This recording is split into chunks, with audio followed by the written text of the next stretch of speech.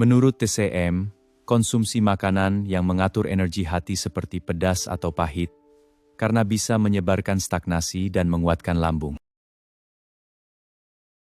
Assalamualaikum warahmatullahi wabarakatuh.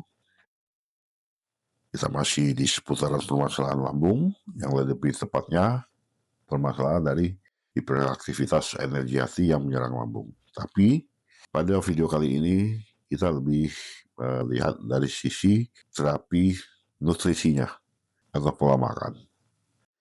Sebelum kita masuk ke topik ini, karena kanalnya dibuat untuk edukasi pengobatan klasik atau tradisional, jangan lupa subscribe, like, komen, dan share.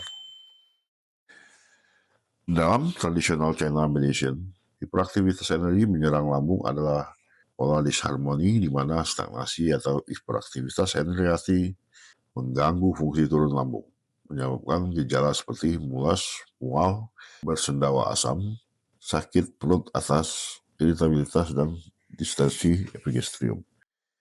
Ini sering terkait dengan emosional, kemarahan, atau pola makan yang tidak tepat yang membuat energi hati menyerang lambung dan mengganggu pencernaan.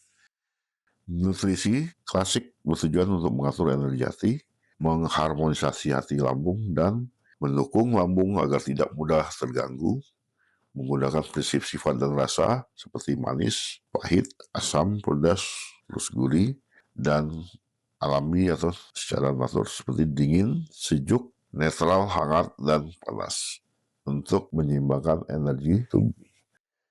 Pola makan ini harus disesuaikan berdasarkan diagnosa seperti pemeriksaan lidah, nadi, dan gejala yang dikomunikasikan dengan herbal dan akupuntur untuk hasil yang lebih optimal. Tip harian, makan 3-5 kali sehari dalam porsi kecil, santai tanpa stres saat makan, minum teh herbal seperti jahe atau mint untuk menenangkan lambung, hindari makan malam hari terlalu larut untuk mencegah terjadinya stagnasi. Manfaat secara keseluruhan, pola makan seperti ini tidak hanya mengurangi gejala fisik, tapi juga mendukung emosi dan imunitas. Karena lambung yang sehat mendukung produksi serotonin, yang di mana 90% berada di usus. Prinsip umum dari nutrisi untuk pola ini adalah fokus utama konsumsi makanan yang mengatur energi hati seperti pedas atau pahit untuk menyebarkan stagnasi dan menguatkan lambung, limpa, manis atau netral untuk mendukung pencernaan. Hindari makanan yang memperburuk stagnasi energi hati seperti pedas yang berlebihan, alkohol, goreng-gorengan, atau mengganggu lambung seperti dingin, susu, salad mentah, makanan asam yang berlebihan, karena bisa memperparah pemberontakan energinya. Rasa, prioritaskan rasa manis atau hangat, bisa netral, bisa hangat, untuk menguatkan limpa lambung, pahit, hangat atau sejuk, untuk membersihkan panas dari hati, dan pedas, hangat untuk menyebarkan energi. Contoh, manis untuk nutrisi dasar, pahit untuk detoks hati, pedas untuk menghilangkan stagnasi. Berikut ini daftar makanan yang direkomendasikan dibagi berdasarkan kategori dengan contoh menu harian. Dosis umumnya 1-2 porsi per waktu disesuaikan dengan berat badan. Makanan hangat dan netral untuk menguatkan lambung dan limpa, yaitu manis dan pedas, seperti oat, terus beras, terus jelai, di mana dia bergizi tinggi sebagai karbohidrat yang kompleks, membantu pencernaan dan mengurangi kembung. Contohnya adalah sup oatmeal hangat di pagi hari. Ubi jalar, kentang panggang, dia bersifat pedas dan netral untuk mengatur energi hati dan mendukung lambung. Hindari gorengan, panggang, dan menghindari panas.